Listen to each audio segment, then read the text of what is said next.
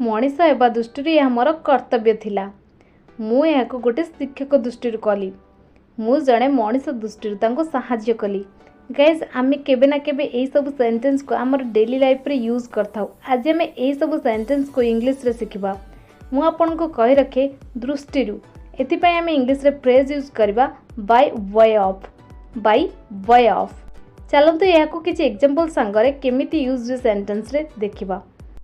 प्रथम एग्जांपल होची मु तांको तुम सांग दृष्टि जाने। I know him by way of your friend.